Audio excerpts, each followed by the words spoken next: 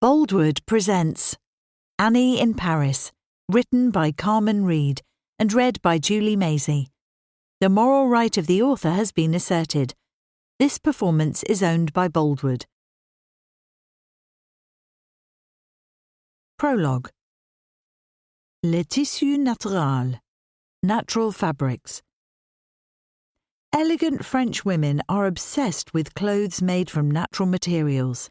Pure wool sweaters and coats, cotton denim jeans, shirts made from creamy silk or crisp linen. The best accessories are boots, shoes, handbags and belts crafted from supple leathers and suedes. Natural fabrics allow their wearer to move, to breathe, and to warm up or cool down more easily. Well cared for, these fabrics last a long time, and at the end of their lifespan will return gently back to the earth. French Dressing by Madame Madeleine Moreau. Right now, Annie Valentine was supposed to be somewhere else. At this exact moment, she was meant to be 1.5 kilometres away, sipping at a glass of Evian and calmly preparing for her interview with a Major League star. Instead, where was she? She was trapped in a beautiful 19th century courtyard in Saint-Germain in the heart of Paris. Yes, this courtyard was paved with worn limestone slabs and coordinating gravel, home to clematis bedecked trellises, not to mention vigorous plants in old terracotta pots, and even the quintessential metal garden table and chairs. It was gorgeous, but she was still trapped. The door she'd come through had locked behind her. The wooden courtyard gate was barred with a rusty bolt and a chunky padlock. Surrounding the courtyard were walls 3 metres high, and there was no obvious escape route. Even worse, she was fully dressed up for her important interview in her pale suede boots, a fashion-forward vegan leather dress, full makeup, hair done, toting an up-to-the-moment handbag. This was not the outfit for climbing into bins and scrambling over stone walls. In fact, this was not the outfit for being trapped, stressed half to death, in a relentlessly sunny, stone-paved space. Encased in plastic leather, she was cooking like a chicken in a bag, sweat running in rivulets down every one of her crevices, her makeup sliding off, and her hair wilting like a lettuce. This was absolute torment. And why? Why was she here in this courtyard off the Boulevard Saint-Michel?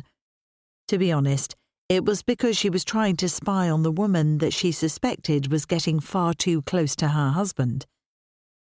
She glanced hopelessly at her dead phone, hammered once again at the building's locked back door, and gave another loud but dispirited shout of, "Hello?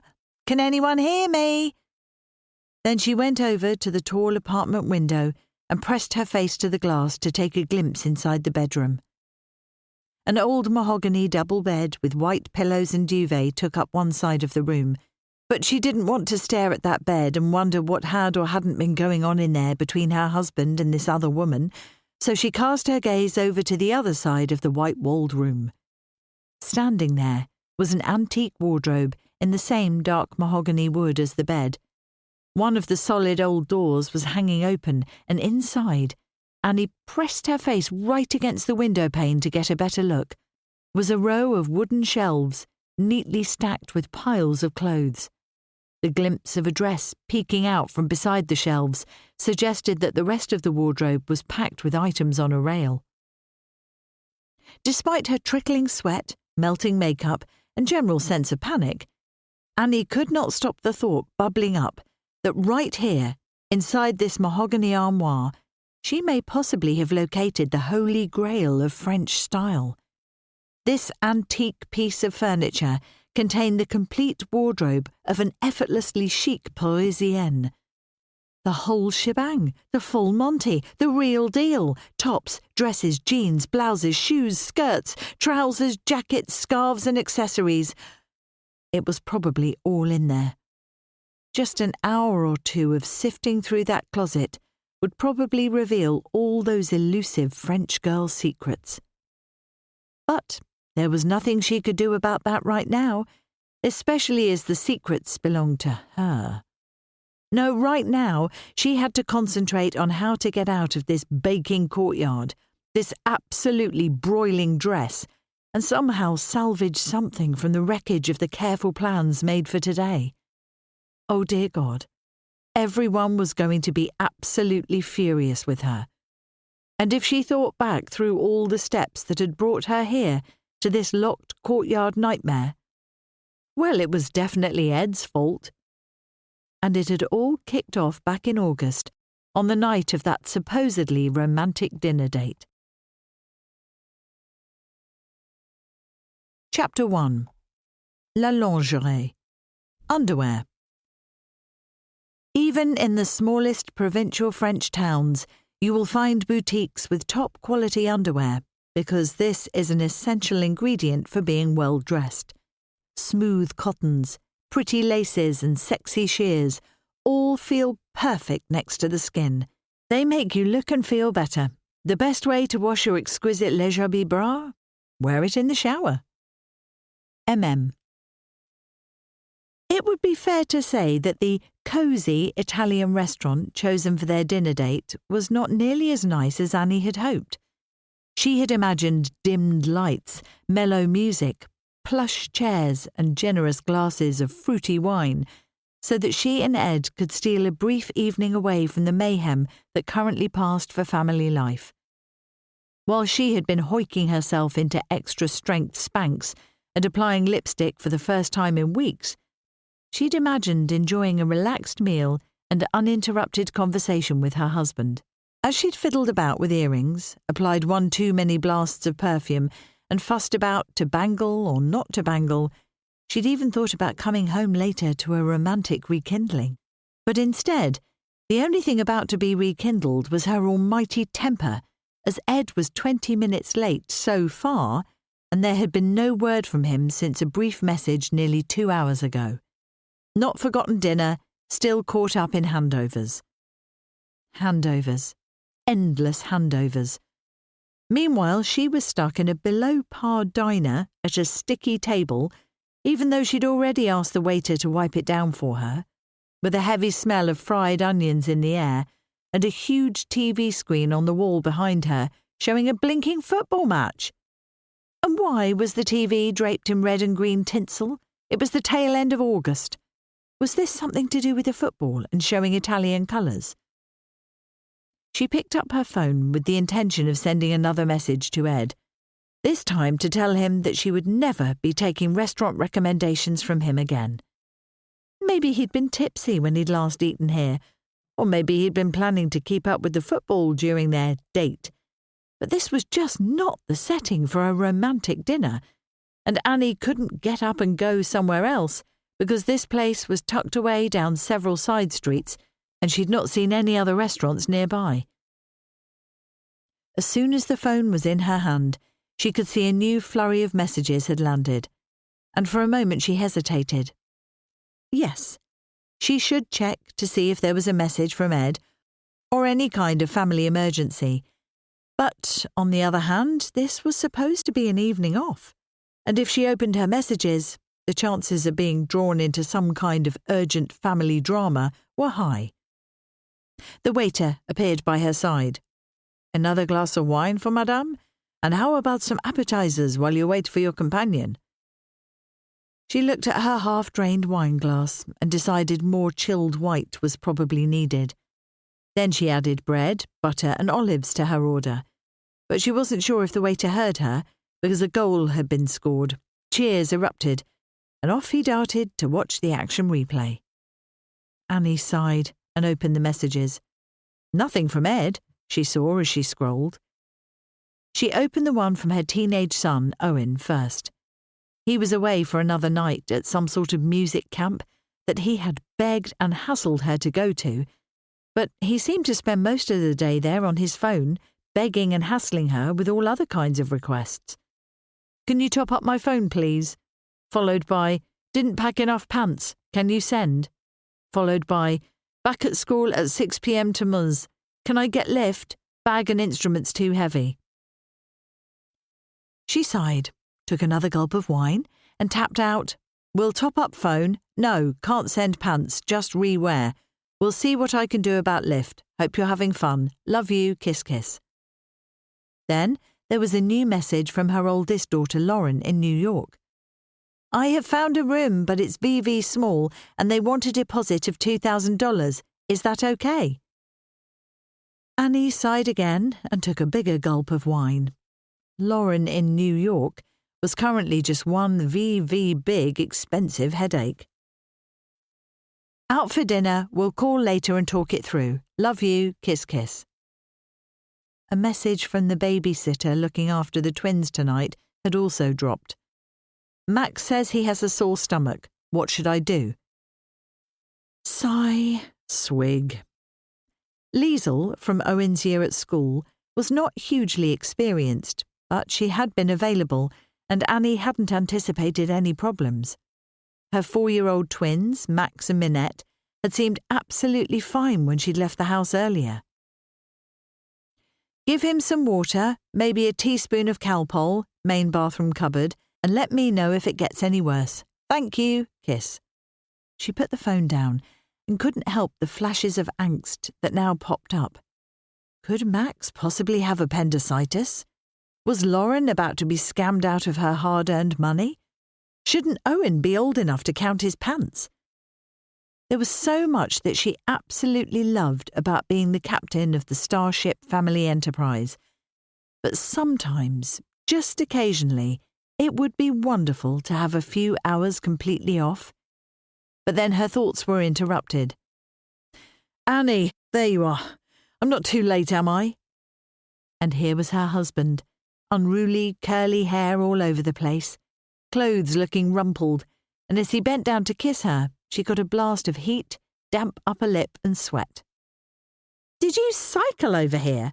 She asked, as he settled down into the chair opposite hers. When he nodded, she had to add, But that's absolutely miles, babes. No wonder you're late, and now you'll have to cycle home. He nodded, helped himself to a piece of the bread, and explained, between chews, Yeah, but that is me bang up to date with school. I didn't want to have to go back for the bike and get dragged into anything else, so it sort of made sense. I am completely starving. Have you ordered? No, I've been waiting for you in this cosy, romantic bistro, she said, heavy on the sarcasm. She thought about the time she'd spent doing her hair and makeup, choosing the dress, booking the babysitter, and now she felt even more annoyed. Look at Ed. He wasn't even wearing a clean shirt. What's the matter, Annie? He breezed. Let's order the food, and then you can tell me all about it. So they called the waiter over, selected a generous spread from the menu, and as the dishes began to arrive, Annie started to unload the list of current family woes. How would they know Lauren's flat was okay and that she wasn't being ripped off? When would Owen learn to look after his things, pack properly, and stop making 15 different requests a day? And many other incidental things that had cropped up recently. Not to mention, did Ed think Max could possibly have appendicitis? One of the very good things about Ed being a teacher was that he was endlessly experienced and reassuring about children and young people. Lauren will be fine as long as she's not expecting us to pay that deposit. I'm sure it's just a phase with Owen. Don't fret about Max, it will be a bug, were the calming phrases he provided that she needed to hear.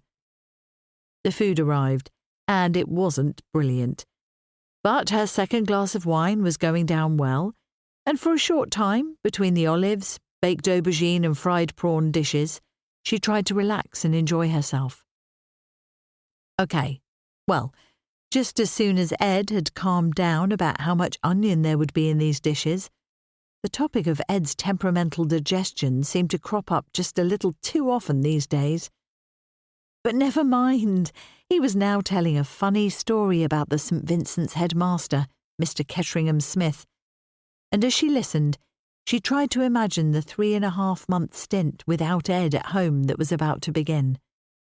He was going away the day after tomorrow on a teacher exchange program to Paris. For him, she loved that he was going. He would have the most exciting, stimulating term in years. Ed probably needed this, something new and different that he could throw himself into completely. But for Annie, managing her work, the family, the home, and everything else without him by her side was daunting. No, make that downright freaking terrifying. Although she kept assuring him to go because everything would be absolutely fine without him, she really had no idea yet how it would all work, although plans were beginning to come together. She would be back at her TV job, the twins were going to start nursery, plus her sister Dinah would still do some part-time nanny duty to cover gaps. But Ed did a lot. He grocery shopped, he was the main cook, and he did so much evening and weekend parenting. And without him, how would she cope with all those unexpected things that cropped up with children, despite the best-laid plans? Right on cue, in came the text from the babysitter to let her know, Max has been sick. Uh-oh, she said, picking up the phone. Max has vommed. Just the once? Ed asked, perhaps hoping that maybe one random puke was not enough of an emergency to leave a dinner straight away. I'll find out, Annie said, standing up to make the call outside. In the quiet of the side street, Annie quickly established that it was 3 pukes in rapid succession and Liesl was struggling to cope. OK, Annie told her briskly. Keep him propped up on the sofa with towels and a big bowl from the kitchen. Just give him tiny sips of water if he wants them. It'll take me about 30 minutes to get home. Do you think you can manage until then? Liesl didn't sound entirely sure. I'm sure it's just a bug, Annie said to reassure them both. I'll take a cab so you can phone me any time if you're worried. Back in the restaurant, Ed protested. You're going to go home because he's been sick? But it's probably all up now and he'll be fine. What about we at least finish the food? No, I have to go, she insisted, annoyed with him for suggesting otherwise. Liesl sounds upset. She's young and a bit hopeless, so I don't think she can cope, and anyway, I can't say I was loving this. She gestured to the food and the place. Picking up her bag, she packed away her phone and prepared to go. Enjoy the football, she added. Annie, Ed exclaimed, that's not the reason I chose it, and I don't think you should rush off. Well, I do. So just 5 minutes later, she was being driven past the picturesque canal where she had imagined strolling arm in arm with Ed after their romantic dinner. OK, phone if you need me, had been his parting words. I'll finish my dinner and be back as soon as I can. But she knew his long cycle ride home would take some time. Once she was back, the next hour passed in a blur of crying Max, crying Liesl, sending Liesl home in a cab, soothing Max as he puked some more, rinsing towels in the bath. Liesl had, unfortunately, picked the brand-new fluffy white towels for Operation Mop-Up. Loading the washing machine, sponging carpets, and finally putting a much more settled 4-year-old into his bed with the baby monitor on beside him. Somehow, his sister Minette had slept through the entire drama, but Annie knew enough about twin ailments by now to suspect that it was only a matter of time before she woke up with a sore tummy too. When everything was calm, she went into her and Ed's bedroom, all beautifully tidied and arranged for the romantic rekindling she'd hoped would be happening here later. The bed was freshly made, the fairy lights draped around the headboard were on, and she'd put flowers on the bedside tables, along with new tea-light candles in little glass holders. As she stood there, admiring her handiwork, she heard the front door opening as Ed finally made it home. She waited for him to park the bike, take off his shoes, and then pad gently up the stairs. All quiet? He asked in a whisper as he came into the room. Yes, she whispered back. He's sleeping. I think he's going to be fine. It looks lovely in here, Ed added. Very romantic. Look, I know it's not been the perfect evening. No, she agreed, trying to swallow down her annoyance and disappointment. But are you thinking what I'm thinking? He asked with a smile. We could try to kiss and make up. Well, maybe I could be persuaded, but you definitely need to go and have a shower first," she said, pointing to the damp sweat stains on his shirt. "Okay, you get into that very comfortable bed while I shower.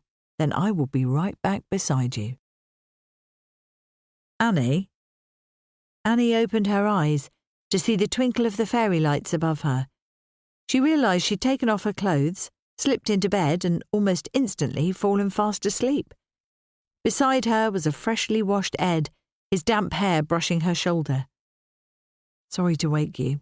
You look very tired," he sympathised. She turned to him and, not sure if she really believed it, said, "I think I could rally if you made some of your best moves." "No, go back to sleep," he told her gently. "To be honest, I've done about 20 miles on the bike today and I'm completely shattered." She sighed.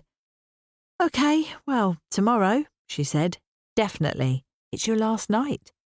"That's a deal."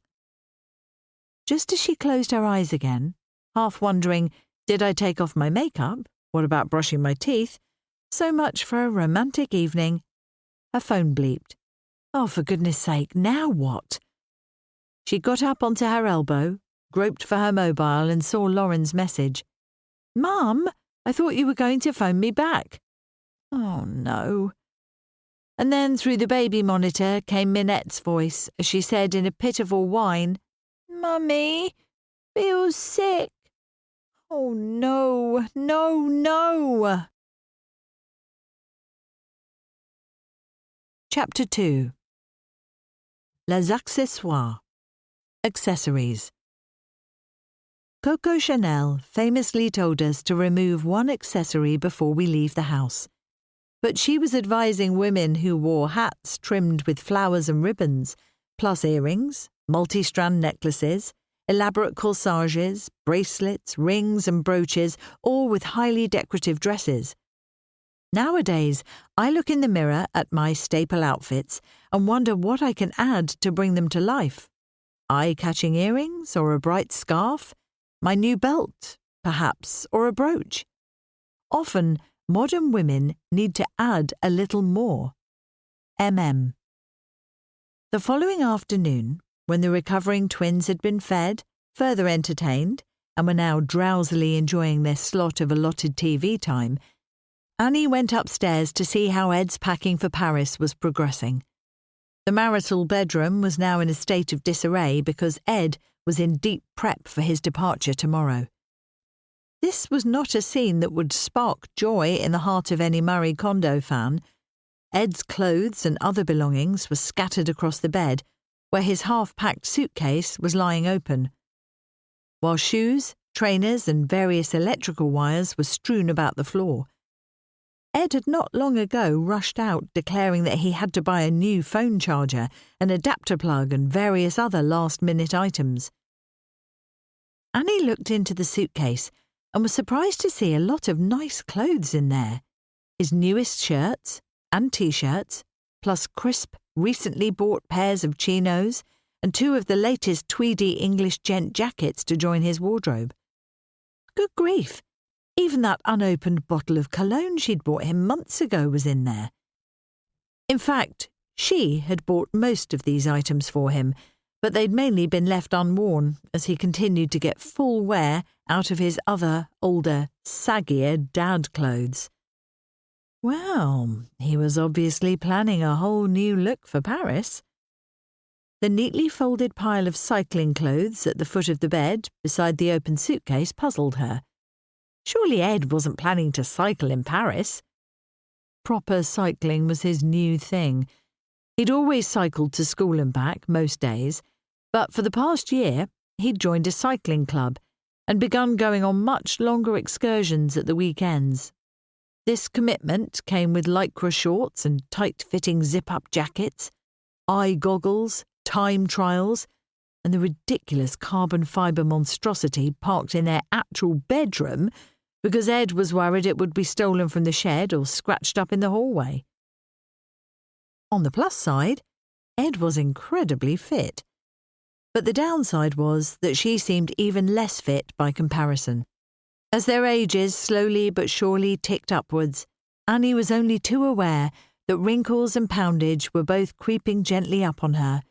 Meanwhile, her husband seemed to be getting more sinewy and muscular by the day, and to add insult to injury, totally suited the slight grey peppering of his thick, wiry hair and the craggier face he was developing. "Aging like a fine bloody wine," she hissed, as she pulled on a summer dress with a smocked top, but did not feel pleased with the effect at all. She glared at the pile of cycling clothes, then immediately wondered why she felt so annoyed about her husband taking his fitness seriously and going to bloody Paris on an exchange with a suitcase full of his best clothes. Paris. Paris! Just the thought of Ed in Paris was making her feel unreasonably annoyed, and maybe even jealous. Not far below the surface of these feelings lurked another thought. Ever since they had first become life partners, she had always absolutely counted on Ed. He was always there, supporting her, helping her to hold family life together, making her feel like she was the most wonderful woman he'd ever met. But lately, she had found herself wondering if their relationship was struggling. They were so busy with all the demands of children and work, so wrapped up in the day-to-day stuff that there seemed to be nothing left over for the two of them. Well, maybe their time apart would be a good thing, she tried to console herself. Maybe they would appreciate each other all the more when he returned from his Paris teaching adventure. Tonight, she was going to make sure that she paid him full attention, no matter what. She was going to cook a lovely farewell dinner and instigate a romantic evening in the bedroom. Nigella Lawson cookbook, tea lights, fairy lights and silky undies at the ready. Ed was going to leave for Paris with only good thoughts about her on his mind. So, after dinner, the twins' bedtimes and the last of the packing, they did make it to the fairy-lit bedroom to give a romantic farewell their best effort. And afterwards it was lovely to lie side by side, feeling closer than they had done for some time. "I think we're a bit out of practice," Ed was the first to admit. "We didn't shoot the lights out." "Agreed," she told him. "Still very nice, though. A bit like washing the car." "What?" He turned to her with a slightly horrified expression on his face. "I just mean I wasn't too keen, but once I got going, I was completely involved, and now I'm glad we made the effort." "And was this a bucket and sponge, a hose pipe, or a jet wash?" Ed couldn't help asking. "Ed," she laughed, "you know what I mean." "Yeah, I'm glad we made the effort too." And then there was some practical chit-chat about his departure time and whether or not she would give him a lift. "No, honestly, I'll be fine with the train," he insisted. "And thank you for such a nice evening, for dinner, which was—" Now they both laughed. Dinner had been a noisy family affair with the twins, still tired out by their tummy bug, all cranky and picky about what they would eat. Meanwhile, Owen, back from music camp, had tried to scoff just about everything in the entire kitchen while talking non-stop about his great big looming decision, what he would do after school. "To study music or to study economics? That is the question," he'd said, before putting almost an entire bread roll in his mouth. "And if music, should it be classical or contemporary? Playing skills or sound editing skills? Do I need the School of Rock?" he'd added, although it was hard to tell with so much bread roll in the way. "That dinner," Annie began. "Please don't remind me. How was I supposed to know there was oil from a can of tuna on the cream whisk? How did it get there?" "It must have been Owen." Annie had a simple, tried-and-tested meal that she could almost always pull off. So that was what she'd done for tonight. Roast chicken, creamy potato salad, and a green salad with vinaigrette. Dessert was homemade pavlova topped with cream, raspberries and passion fruit. But tonight's pavlova cream had come with an unmistakable hint of fish. Ed had insisted he couldn't taste it and ate his whole portion, but Owen and the twins just needed one mention of, "Does this taste a bit fishy?" to be completely put off. I'm sorry about the tuna oil, Ed said now. And another thing, she began. Uh-oh, was it the music comment? He wondered. Yes, it was. Did I really need to be teased by you and Owen for not knowing what was it?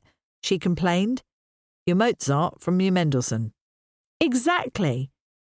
Annie, you live with two musicians and you know literally nothing about classical music.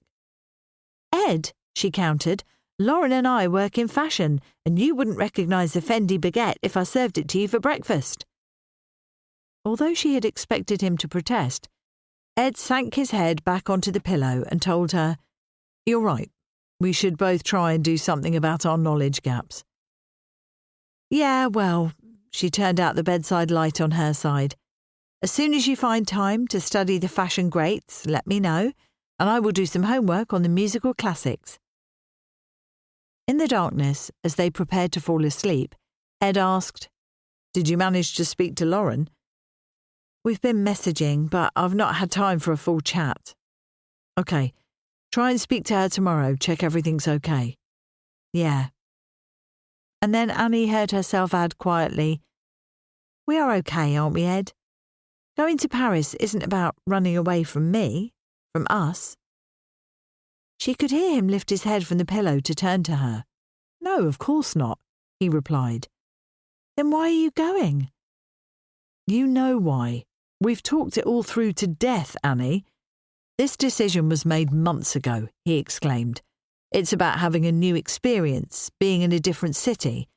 I'm a bit desperate to do something just for myself. It's a reset, a refresh, he added. A chance to really focus on what I do and get even better at it.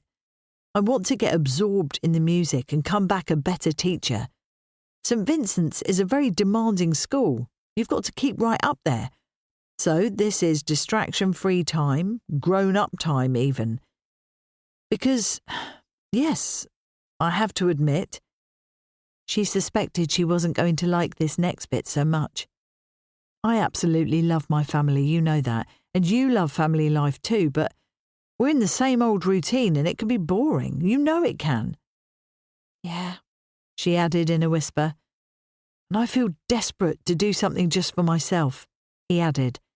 I think it's important to do this for me, and for us as a couple too.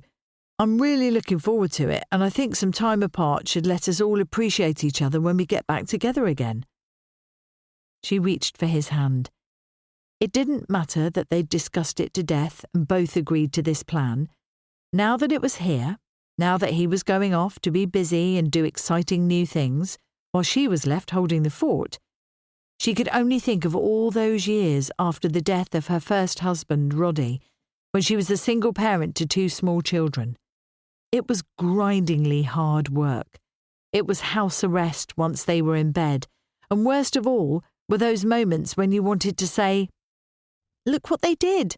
Aren't they so clever? And there was no one to say it to. That parenting loneliness was what she was frightened of. We'll phone a lot, okay? She asked. We will be in constant contact, I promise. After several moments, Ed broke the silence again to ask, Washing the car, really? Is that how you feel about... Okay, I'm sorry. But a bit, Annie admitted. Things are a bit lackluster. He took his hand away from hers. Maybe some time apart. Maybe, she said. Then there was silence again. Now that it was really here, their last night together for weeks, maybe even months if they didn't get a visit organised, Annie felt much more worried than she'd expected. Chapter 3. La Rouge à Lèvres. Lipstick. A whole cabinet packed full of makeup is not necessary. A light foundation, a blusher or bronzer for the days you feel washed out, an eyeliner and 2 lipsticks are enough. One lipstick can be more natural for every day, and one can be the dramatic red, burgundy or pink that you wear for special days or nights. MM.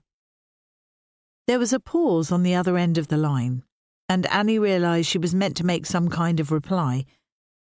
But this was such a surprise that she was struggling to come up with a good response. "I realise this is so not what you wanted to hear. I didn't want to hear it either," Tamsin added. Annie had a tight grip on the phone as she tried to digest this news. She also had a tight grip on Minette's swimsuit straps so that Max could enjoy just a few more moments in the garden paddling pool without being tormented. Although she had tried to instill a rule of silence when Mummy is on the phone, she sensed she only had precious seconds left before Minette broke into a roar of outrage. It might only be a few seconds before Annie broke into a roar of outrage too. This was such disappointing news. Tamsin was the executive producer of the TV show How to Be Fabulous, and for the last 8 series, Annie had been the programme's star presenter. The show was a solid success, having moved from a small TV channel to a more mainstream one, and those all-important viewer figures continued to grow. But the news from Tamsin today was that 2 of the carefully planned episodes for the next season, due to start filming just 6 weeks from now, were going to have to be binned. One of their main competitors was apparently about to air with topics that were far too similar. "I've seen the previews," Tamsin went on. "A friend got hold of them for me. It's almost eerie how alike they are. Celebrities turned designers, the step-by-step making of a legendary handbag, even the one dress 6 ways idea. It's all there, and they're really going for our look and feel.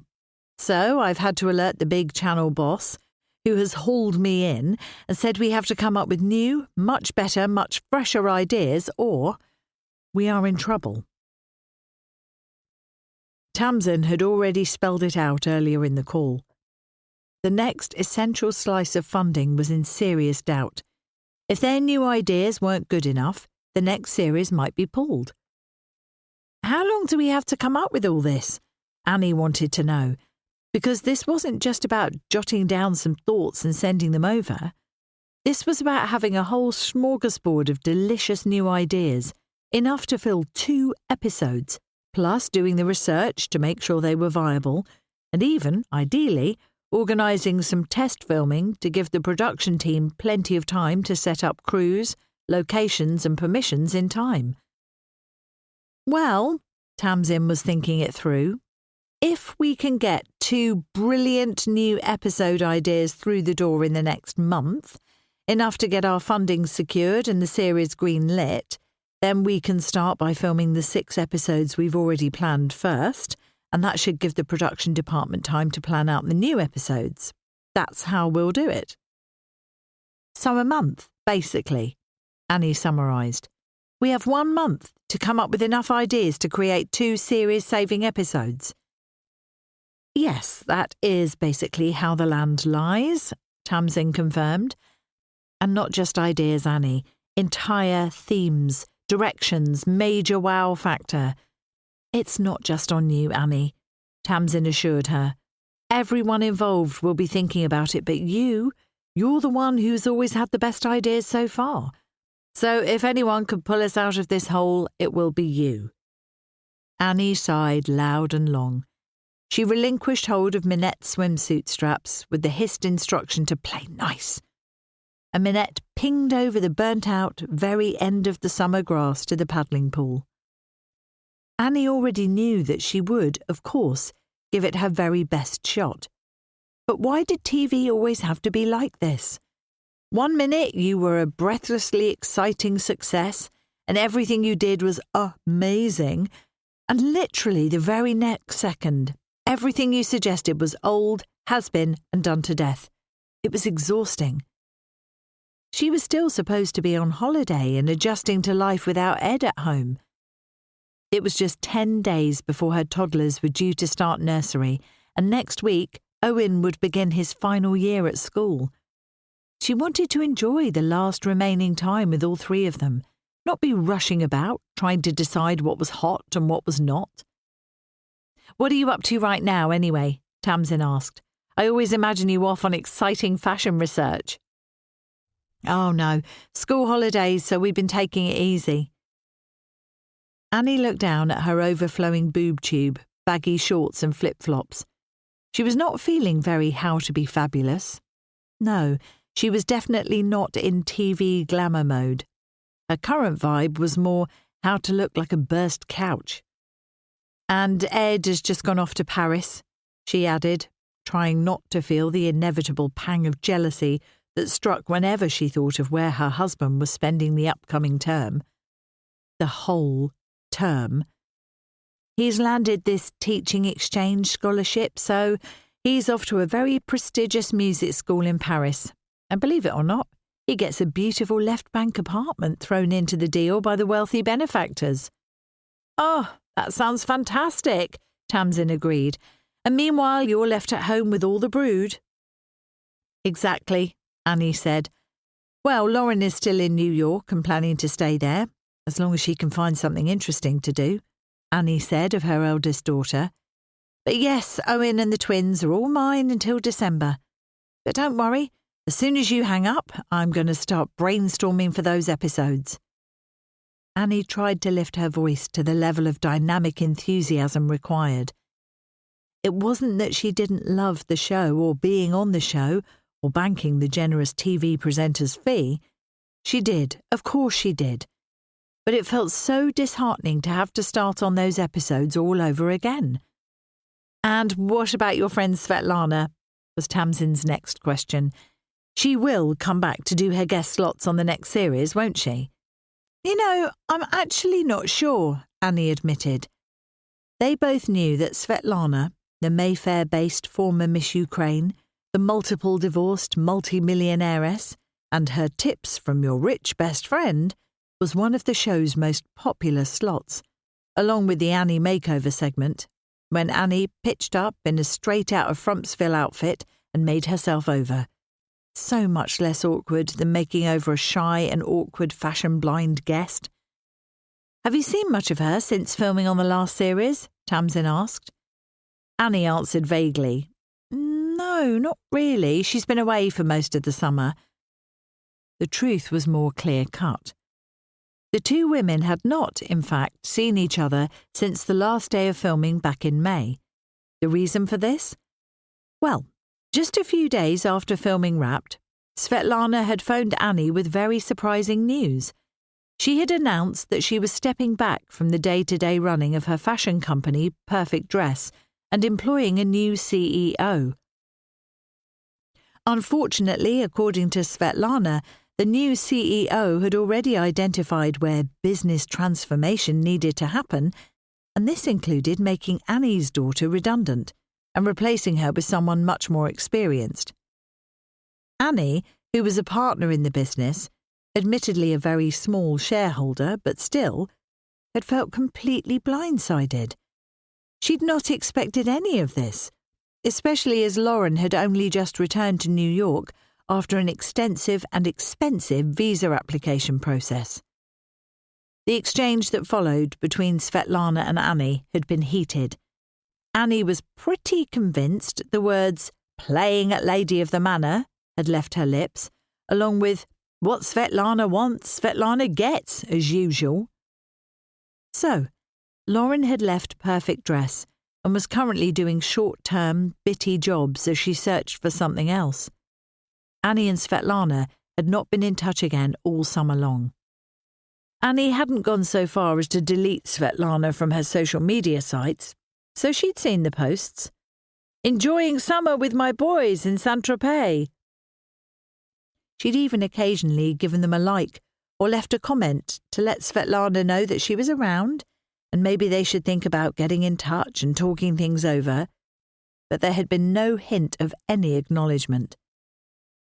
Svetlana, Annie had to admit to herself, was often a bit too much. Her extremely wealthy lifestyle could be hard to cope with when Annie had all those much more mundane problems to worry about. Paying for the twins' nursery, not to mention Lauren's flights to New York, or the repairs needed to the grade blinking 2 sash windows at home, or the tragic and unexpected death of the fridge freezer, let alone the tragic and unexpected vet bills in the last days of Dave the family dog. And on top of that, Now the worry that her TV career could possibly come to an abrupt end. Sometimes Svetlana's advice, which always involved throwing huge amounts of money at every problem, wasn't very helpful. Plus, it was usually delivered in slightly brusque and dismissive tones. The worst thing was that Annie, despite all her personal success, still felt like Svetlana's low-rent friend. Annie couldn't possibly keep up with Svetlana's lifestyle, and although they had grown close over the years, and both Annie and Lauren had worked in Svetlana's business, there was no forgetting that Annie had once been Svetlana's personal shopper, and they didn't ever feel like equals. They had enjoyed many good times together, but then Svetlana would retreat, for months at a time, to her rightful place in the jet-set crowd.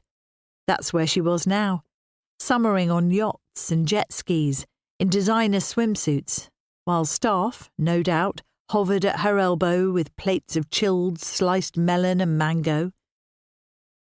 Would Svetlana come back to do her very popular slots? Currently, there was no chance.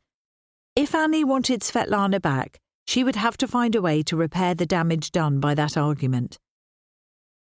"We have to have Svetlana back," Tamsin told her now. "She's a star attraction. I know it's not about money with her, so whatever it is that she needs, if you can find that out, we'll sort it to make sure she returns. Everyone loves her slot. Loves it." And there was the other thing. How could Annie not be jealous when she worked all year long to research new topics, develop ideas, butter people up to interview, while Svetlana breezed in, recorded a handful of 5-minute rich tips, and everyone thought she was wonderful? "Oh my God," Annie told herself off. "What a prime grade A diva I'm turning into." Here she was, in the sunny garden of her lovely North London home, with her delightful babies, talking to her TV producer about how to make the new series better than ever. Really, she should be eternally grateful for her charmed life, not thinking bitter thoughts about the very wealthy and successful woman she had been lucky to count as a friend and business partner, even if there had been a parting of the ways. But to be honest, Annie would find it hardest to forgive Svetlana for taking Lauren's work away. "OK, Tamsin babes, leave it with me," Annie assured her producer now. "I will pull out all the stops. I will come up with 2 new episodes to blow your mind. In 4 weeks, ideally," Tamsin reminded her. "And there is one last thing. I've been told that they want us to think older demographic. The people watching your show are 40 plus, and they want us to draw in the 50, even 60 plus audience. More affluent, more likely to book the saga cruises that fill up the ad breaks. So we need to keep that in mind, not go too fashion." "Right, well," she hesitated. An older audience for not too fashion. Good grief, this was a lot to keep on top of.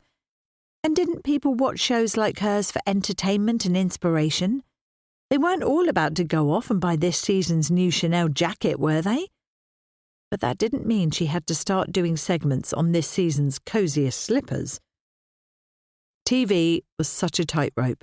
It was not possible to keep everyone happy all the time, and that was a fact.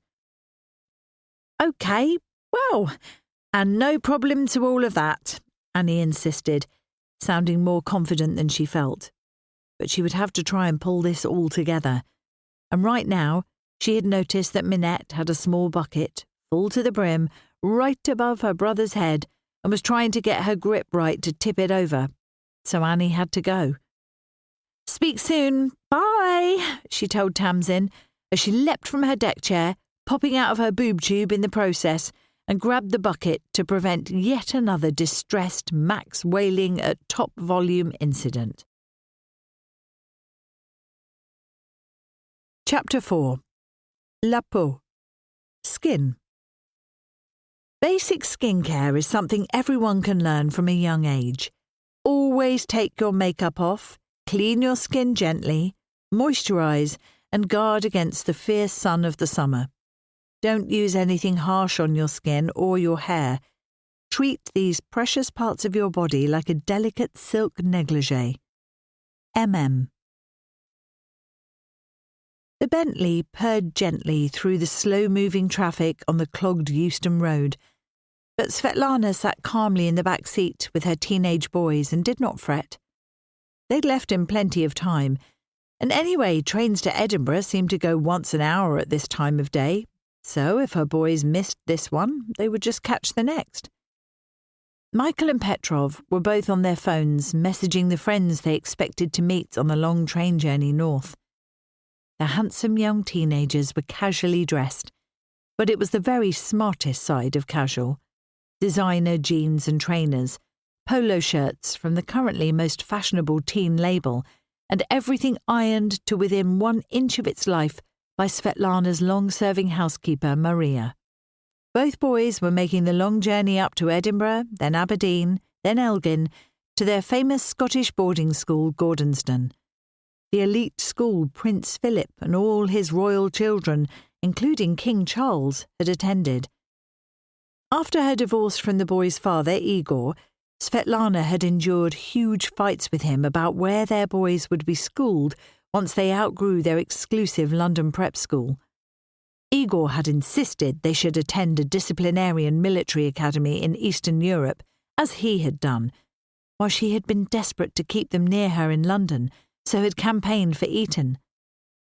Finally, after Igor had attempted to force the boys into the military academy, Svetlana had come up with the compromise of Gordonston, still in the UK, although a long way from London, but with plenty of sporting and outdoor activity and the exclusive royal cachet that had brought Igor round.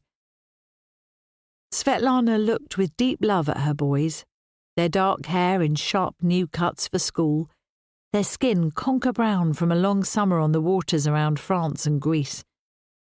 She felt a dull, physical ache in her heart that she knew was sadness. They were leaving again. Yes, there would be half-term visits and Christmas holidays and all the usual beats of the boarding school year. But her beloved boys no longer spent most of their lives at home with her. She only got them in the holidays, and she had to share some of that time with Igor. There were all sorts of small things she didn't know about their lives anymore, and maybe big things too.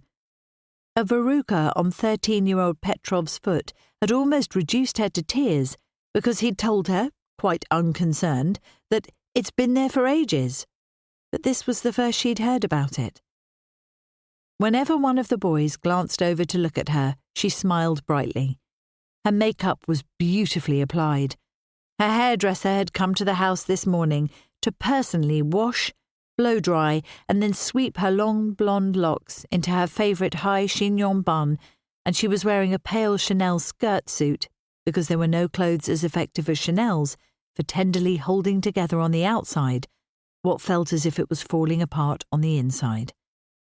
So Svetlana smiled as if she didn't have a care in the world, because she didn't want her boys to worry about her. Now here they were. Driver Freddie pulled into the drop-off zone, opened doors, then took out the kind of soft, lightweight, supersized bags on wheels favoured by the elite teenagers who would be travelling up and down the country this week to return to school. They had made it with just 12 minutes to spare before the 9:45 a.m. train, so the boys pulled their bags quickly through King's Cross, spotting friends as they went.